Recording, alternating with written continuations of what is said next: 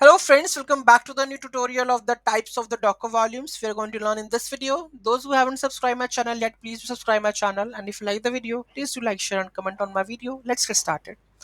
Docker supports several types of the volumes to meet the different use cases and the requirements. Here are the some main types of the Docker volumes.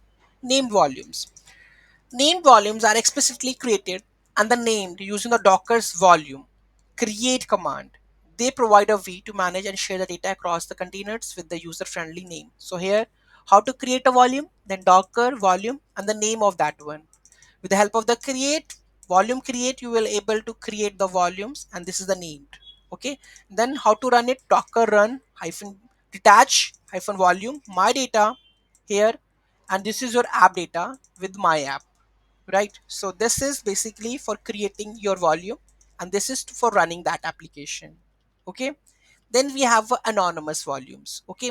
So anonymous volume basically are created automatically by the Docker when a container is started. Okay.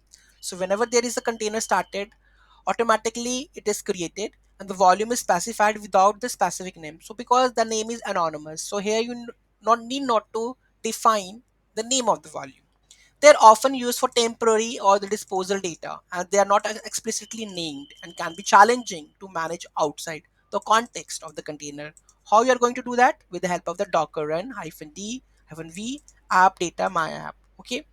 Then we have a host bind mounts. Okay.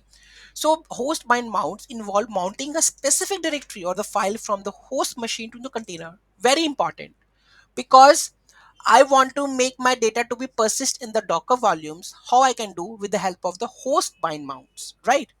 So host bind mounts involve mounting a specific directory or the file from the host machine, means my machine to the container. Changes made into the container affect the host file system and the vice versa. So that's the reason we are going to do with this one mounting part, right?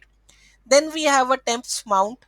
So temps mounts allow you to create an in-memory volume that is stored in the host memory rather than on a disk.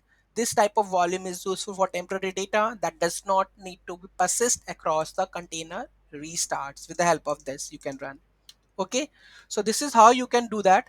And this volumes types offer flexibility in managing data in the Docker containers, and the choice of the which type of use depends on the specific requirements of replication. Named volumes are often preferred for managing the persistent data, which while bind mounts and the temp mounts are useful for different scenarios, such as sharing the files with the host or creating temporary in the memory. So what we are going to we are going to, that is named volumes we are going to use, and then mount. Okay, so these two things we are going to learn in the next how we are going to do that. Okay, so thank you so much for watching this video and don't forget to like, share and comment on my video. Have a nice day.